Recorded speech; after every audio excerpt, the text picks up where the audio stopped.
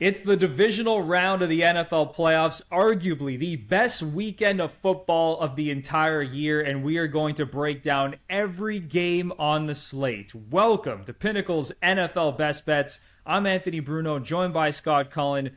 On behalf of Pinnacle, we are going to run through all four games in the divisional round, giving you our best bets on the slate.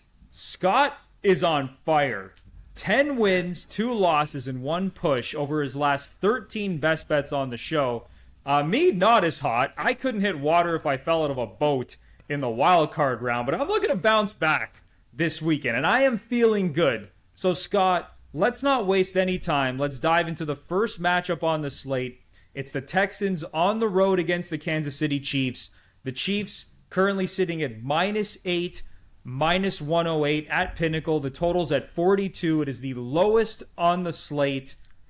Do you have a best bet in this game? I don't have a strong enough opinion to make this a best bet. My lean in this game would be to take the over 42, and I largely because that is the lowest number on the board. And I think the Chiefs, for as much as they didn't seem to really optimize their offensive performance this year, they kind of did just enough to win a lot of games. Through the first 16 games, they had 8 games where they were over 42, 8 games where they were under. Week 17, when they were resting a bunch of players, they lost 38-0 to Denver. So to me, it's kind of a 50-50 proposition whether they go over. The Texans, on the other hand, they've gone over a total of 42 in 2/3 of their games. Now, some of that is the Texans have had some shaky defensive performances at times. But I also think that when the Texans are healthy, when they have kind of the full complement of receivers, they've had a little bit more success at putting up numbers. And so I'm leaning here on an over 42. And I do expect that the Chiefs are going to win. But I don't have super strong opinions on this because I'll be honest, I didn't really love Houston going into last week. And the fact that they came through that pretty easily, I guess casts a little bit of doubt in my mind now. So all season, we've seen this Chiefs team not being able to win a lot of games by margin. Whenever they're a big favorite, typically the most profitable thing has been to fade them. And then when Mahomes is an underdog, usually you just bet on Mahomes as an underdog. Yeah. So they're at -8 right now. What's interesting, though, is that over the last couple games of the regular season, excluding that final game where obviously none of their starters played, their offense really seemed to turn a corner. What's also interesting is that we haven't seen any of the Chiefs starters since Christmas Day, since they dismantled the Pittsburgh Steelers. Because obviously they had the bye last week, and then in week 18, none of their starters played. So they've had a ton of rest, a ton of time to prepare. I'm still shocked at how the Texans blew out the Chargers in the wild card round. Yeah. I was on the Chargers in that game, so like I said, I didn't hit anything last week. The Chargers defense, they're legit. I think they're going to be able to put some pressure on Mahomes with that pass rush. They have good corners. But this is going to be such a tough spot in Kansas City on the road against a Chiefs offense that I think has turned a corner. There's a couple best bets that I'm looking at in this game. Number one is actually a player prop. It's Hollywood Brown. I like him to go over 39.5 receiving yards at -112. So in his 2 games since returning from injury this season, listen, it's not like he came in and was immediately like their go-to guy, but he was involved in the offense right away. In those 2 games that he played, 15 targets, 19% target share. He had 9 catches for 91 yards, went over 40 yards in both of those games. Hollywood Brown, really quality receiver. I think Andy Reid is going to find ways to get him the football. Listen, I think Xavier Worthy and Travis Kelce are going to be involved as well. I don't think all of them are going to have big games, but I think Hollywood Brown is going to clear 39.5 receiving yards. Now, you were saying that you would lean towards the Chiefs. You know what? Screw it. I'm going to go ahead and make this a best bet. Chiefs -8, -108. I think their defense steps up in this spot. I think, when you look at the Texans offense, we talked about this last week. Heading into the playoffs, you could say that they are the worst offense of every single playoff team.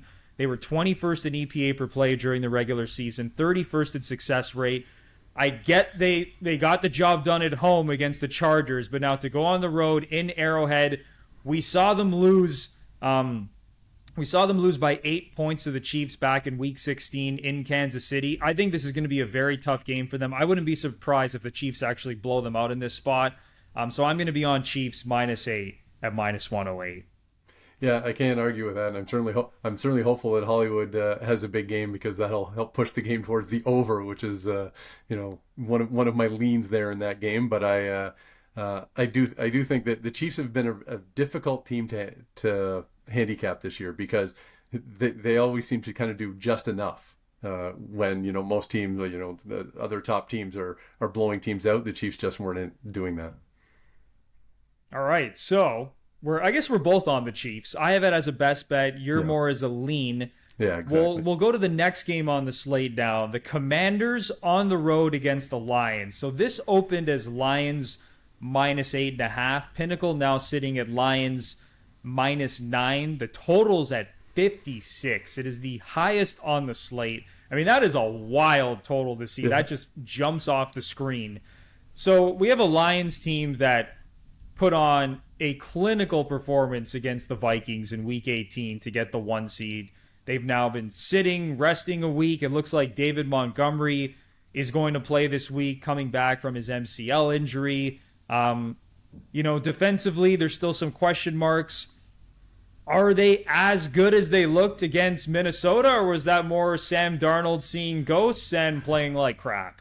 That remains to be seen. But Scott, who do you like in this game?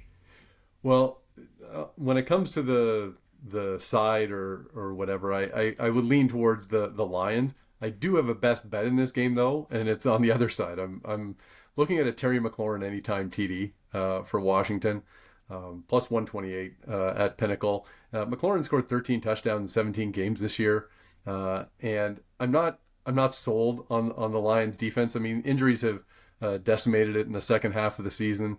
They're 11th in dropback EPA per play in the second half, which is not terrible, but it's vulnerable enough. And I think this Commanders team can really move the ball, and will probably need to. I expect that the Lions are going to score and score a lot. And if the Commanders are going to stay in the game, they're going to need to score some touchdowns, and no one's better at that for them than Terry McLaurin. Yeah, no, honestly, it's really hard to disagree with any time touchdown plays in this game, because I think literally there's 8 guys who are in play to score touchdowns in this game. The total's at 56. Here's the thing. If I were to pick a side, I'd be leaning towards the Lions as well at -9. It's maybe, it's a little bit higher than I would like. I liked it a little bit better at -8.5. Here's the thing. I think the Lions are going to move the ball up and down the field and pretty much score at will in this game. I really believe that. I don't think that there's a path for Washington to stop this team. I think the Lions are going to be able to run the football. They're going to be able to get what they want through the air. I think the big question in this game is, can Jaden Daniels and the Commanders' offense keep up offensively? We saw how efficient they were on 3rd and 4th down against the Bucs, how efficient they've been on 4th down basically all season. And now they're going up against a team that also loves to go for it on 4th down and is very aggressive. I just think it's going to be so hard to slow down this Lions offense. So again, I would lean towards the Lions at -9. I have a best bet in this game, and it's another player prop, and it's Jahmyr Gibbs to go over 84.5 rushing yards at -114. So you might say, well, this is kind of a sketchy bet because David Montgomery's back, and now the workload, what we saw in the last 3 games when Gibbs went over 100 rushing yards in all 3 games. Obviously, Montgomery was not in the picture. Now that he's back, he's going to cut into his workload. But how about if he doesn't cut into Gibbs's workload maybe as much as we think? I think Gibbs is going to handle a bigger workload than we saw him handle in the regular season when both of these guys were healthy.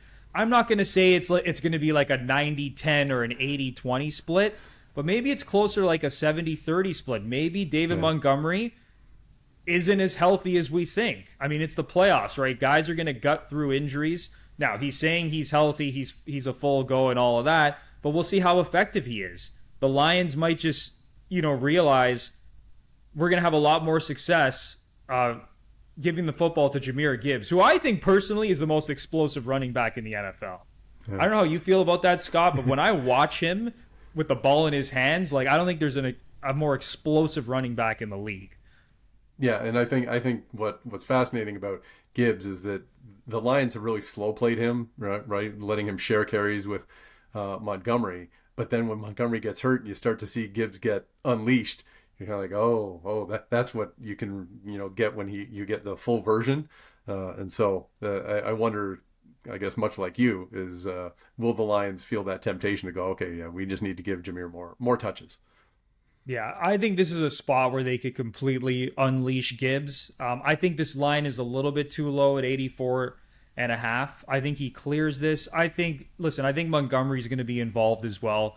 But I really think this is a spot where Gibbs can have a little bit more of a workload than we saw when both of these guys were healthy during the regular season.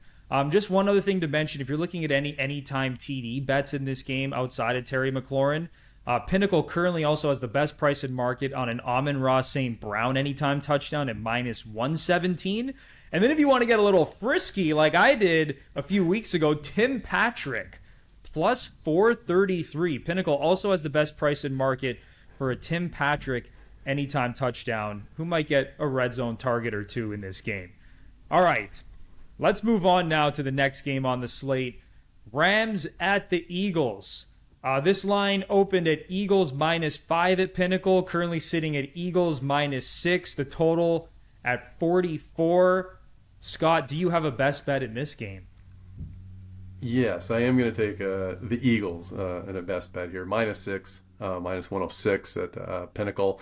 And it's not so much that, I mean, the Eagles have a quality defense and they rank third in defensive EPA per play this year. And I think that's going to pose problems for the Rams. My bigger concern here is whether the Rams can duplicate what they did against the Vikings, like that 9-sack performance.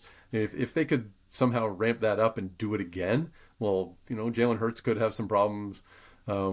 And the Rams maybe pull off this upset, but I just don't know where that came from. The Rams have some promising young defenders, but if you look at their defensive statistics this year, they're basically in the 20s in every category, and so I don't see that happening again. And I think the defensive difference is basically going to swing this game towards the Eagles, and so I'll take them -6. So these two teams met in LA in Week 12. The Eagles demolished them 37-20.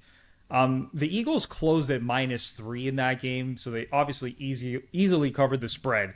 They ran for 314 yards and 3 touchdowns and racked up 481 yards of offense. Now, are they going to replicate that performance? Probably not. But, I mean, it's hard to ignore that. When you physically dominate a team like that, especially on the ground, running for 314 and putting up nearly 500 yards of offense. They also sacked Stafford 5 times. And the Eagles were actually up 37-14 in that game before the Rams scored a touchdown with a little over a minute left in the game. So it was a dominant performance. This Eagles defense is so good. Third in EPA per play during the regular season, first in success rate. Now we have a Rams team on a short week, traveling to the East Coast, outdoors, Lincoln Financial Field. This is going to be really tough here. And even looking back to last week against the Vikings, like when that game started, Stafford started off really hot. They were moving the ball, but as the game went on, that offense did not look great. And even if you look at the games that the Rams played down the stretch, offensively, they weren't that good. Like they were leaning more into their running game, but they haven't been putting up a ton of points. And in that game against Minnesota, like if you take out that fumble return touchdown, they essentially only put up 20 points. And now you're going up against arguably the best defense in football on the road against that offensive line that asserted their dominance and ran for 314 yards the first time these teams played. Like this is another spot that I think could be a blowout. I know the Eagles didn't have everything together in their win over the Packers, but they didn't really need to, and they still won by 12 points. If they can figure some things out offensively and get back on track, I like them to cover the spread as well. So my best bet in this game is also going to be Eagles -6, -106. There we go. We're in agreement, Anthony. We are on the same page, which did not work out well for us last week when we were not. both on Vikings money line and Sam Darnold fell flat on his face. All right, let's close out the show with the game of the season. All right, I mean, at least it looks like it's going to be the game of the season. This could be a Super Bowl matchup. This is how good this is. The Ravens are on the road against the Buffalo Bills. This line opened at Pinnacle as Ravens -1. It's still sitting at Ravens -1. Total is 51.5. You have Josh Allen and Lamar Jackson going head-to-head, the two top contenders for the MVP. It really does not get any better than this, Scott. Do you have a best bet in this game? Well, I do have a best bet, but I offer it up with concern. I'm taking the Ravens on the money line, -113. And the thing is, like, all these things that the Ravens have going for them, they have, Lamar Jackson's numbers were the best of his career, and he's already won 2 MVPs. So the fact that he put up even better numbers this year is, including 41 touchdowns, 4 interceptions, that's pretty phenomenal. And then they've got Derrick Henry, who had over 2,100 yards from scrimmage, 18 touchdowns. And having that kind of two-pronged attack just makes the Ravens, so dangerous. And that largely drove their statistical numbers, where they were, first in DVOA, first in offensive EPA per play. And the one thing that, we talked a lot about early in the season was that the Ravens defense wasn't great, especially the secondary. But as the season went on, Baltimore's defense got a lot better. Second half of the season, they were second in defensive EPA per play. And if you're going to tell me that a team has the second best defensive EPA per play in the second half of the season, also has a premier quarterback and the premier running back in the league, they're going to be really tough to stop. And I say this, the Buffalo Bills, I always feel like Josh Allen gives them a chance to win in any game. And so this rare occasion that the Bills are underdogs at home in a playoff game for the first time ever, I still somehow find myself landing on the Ravens. And I do it with, some doubt, but the numbers that the Ravens have put up this year, that they deserve to be favored. And I think the challenge is that, Lamar Jackson has a history of sometimes coming up short in the playoffs. This is the opportunity for him to prove it, go on the road and win one in Buffalo. I've been going back and forth on this game, but I am sorry to tell you, Scott, that I am also on Ravens money line -113. That is one of my best bets as well. Let me break this down here. So I get it. Josh Allen, home underdog. It seems like we should all be on the Bills. You know what's funny, Scott? Every piece of content that I have consumed this week about this game, it seems like everyone is on this narrative now that, oh, the Bills are a home dog. How disrespectful. Everyone thinks the Bills are going to win this game. I'm starting to get this weird feeling. Not that that means anything, but can we really overlook the numbers? Because when you look across the board at any stat you want to look at, basically everything tells you that the Ravens should be favored in this game and are probably going to win this game. It is so hard for me to ignore that matchup. And I understand it was back in week 4. It was in September when the Ravens demolished the Bills 35-10. I understand that the Bills had multiple starters on defense that did not play in that game. But the Ravens imposed their will physically on the ground. They ran for 271 yards and 2 touchdowns, racked up 427 yards of offense. They held the Bills to 81 rushing yards. The Ravens were number 1 in the league this season, allowing a shade over 80 rushing yards per game. They led the league in yards per carry against. You said it. I'll go even further. So you said second half of the season, they were second in EPA per play. From week 11 on, they were first in EPA per play, first in success rate. It seems like they really turned things around defensively. Now, you could argue that their strength of schedule wasn't great. But even if you look at the Bills' schedule, like down the stretch, it's not like they played, a ton of juggernaut opponents. So here's what I think this game is going to boil down to. If the Ravens are able to stop the Bills' running attack, I think that's going to cause a lot of problems here. Not that Josh Allen can't go into Superman mode, but if they are not able to run the football effectively with James Cook, then this is going to be a long day, because I don't think the Bills are going to be able to stop this Ravens rushing attack. And sure, Sean McDermott could maybe scheme something up and give this Ravens offense a different look than what they saw back in week 4. But I think even Lamar Jackson, I think he's going to be more inclined to use his legs in this game. Derrick Henry, cold weather in Buffalo. I just think that the Ravens, it's almost flipped for me. I feel like the Ravens now are kind of getting a little bit disrespected. And now everyone's on the Bills and everyone's talking about they've never been home dogs before in the playoffs, dating back to 1979 or something like that. But I'm with you, Scott. I think the Ravens get the job done here. I'm not going to say they're going to blow out the Bills, but I think they cover the spread here. But my best bet is going to be Ravens on the money line, minus 113. Yeah, and look, Derrick Henry to me is the chance to be a real difference maker in this game. He was so great for many years in Tennessee, but never really had a great offense around him. It was a lot of riding Derrick Henry. Well, in Baltimore, they can ride him, but when they want to go to Lamar Jackson, that's a pretty decent option too. And so I think that's what's going to really pose problems for the Bills. And really, the Ravens, I think given the statistical performance this year and the talent they have, I think their record kind of undersells how good they are. And so that's how I end up taking them on the road, even though it seems wild to be taking somebody over the Bills on the road. Yeah, I think regardless, what you think about this matchup and this game in general, I just think it's going to be fascinating. I think both teams are going to come to play. I'd be shocked, honestly, if either team gets blown out. I just really hope it lives up to what it looks like on paper, and it does look like it could possibly be the game of the year. So that's going to do it for our divisional round best bet show. We went through a lot of best bets. I hope I do better than I did last week because I was a disaster. Scott, hopefully you stay hot. You just keep it going here, Anthony. Yeah, if I can just manifest some of the stuff that you have going on, my goodness, this might be a really good weekend. But listen, like I say every single week, whether you're betting on main markets, player props, Super Bowl futures, you need to be betting at Pinnacle Sportsbook because you are going to be getting the best odds and the best payouts on the market, period. All right. So enjoy the divisional round of the playoffs. It's usually the best weekend of football of the year. We will be back next weekend to break down the conference championships. But good luck with all of your bets. Enjoy the football, and remember to bet smart and bet Pinnacle.